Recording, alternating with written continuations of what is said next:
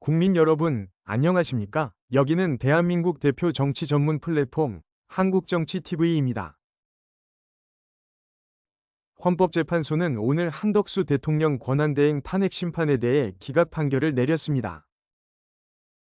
그러면서도 헌재는 12.3 비상계엄이나 12월 3일에 있었던 국무회의, 윤석열 대통령 내란죄 등에 대해서는 어떠한 판단도 내리지 않았습니다. 이날 헌재는 한덕수 권한대행 탄핵 기각 결정문에서 피청구인이 대통령에게 비상계엄 선포 전 국무위원들의 의견을 들어보고자 회의 소집을 건의한 사실은 인정된다고 밝혔습니다. 그리고 여기서 더 나아가 비상계엄 선포를 건의하거나 비상계엄 선포의 절차적 정당성을 부여하기 위해 국무회의 소집을 건의하는 등의 적극적 행위를 했음을 인정할 만한 증거나 객관적 자료는 찾을 수 없다고 했습니다. 이와 관련해서 정치계와 법조계에서는 헌재가 절차적 정당성을 부여하기 위해 국무회의 소집을 건의하는 등 적극적 행위를 했음을 인정할 만한 증거나 객관적 자료는 찾을 수 없다고 한 것에 주목하고 있습니다.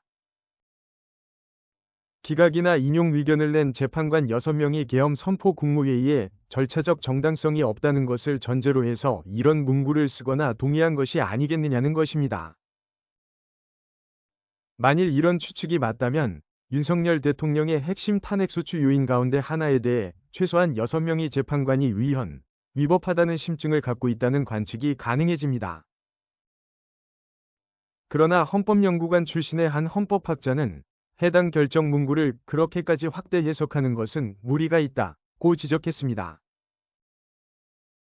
이런 표현이 청구인 쪽 주장을 기각하는 통상적 문구일 수도 있다는 이유에서입니다.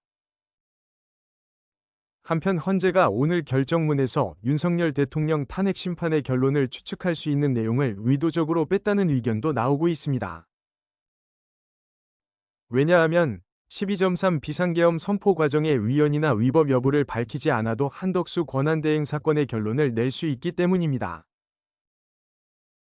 실제로 혼자 탄핵 인용 의견을 낸 정계선 재판관도 비상계엄 국무회의에 대한 위법 판단을 따로 쓰지 않았습니다.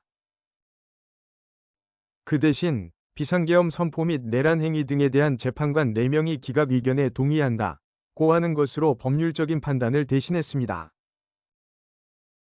그러나 한쪽에서는 헌법재판관 8명 간의 비상계엄 선포 국무회의의 위법성에 대한 판단이 아직 합의에 이르지 못했을 수도 있다는 분석을 내놓고 있습니다. 이것은 비상계엄 국무회의 절차의 위법성 여부, 대통령직에서 파면할 정도의 중대성 여부, 이를 최종적으로 정리한 결정 문구 중 어느 단계에서 아직도 평의가 계속되고 있다는 시각입니다. 이런 시각은 윤석열 대통령 탄핵 심판 사건의 선고가 예상보다 늦어지자 나오는 여러 추측 가운데 하나입니다. 그러나 헌법연구관 출신의 한 헌법학자는 다른 탄핵 심판 사건을 먼저 하느라 윤석열 대통령 탄핵 심판이 늦어지는 것일 수도 있다고 지적했습니다. 그러면서 반대로 윤석열 대통령 사건에 대한 평의가 매끄럽지 않아서 다른 사건을 먼저 하는 것일 수도 있다. 예단은 금물이라고 말했습니다. 한국정치TV는 국내 최초로 탄생한 중립적, 객관적, 과학적, 불편부당한 독립 정치 미디어입니다. 여러분의 구독과 알림, 자발적인 후원은 채널의 제작과 운영에 큰 힘이 됩니다.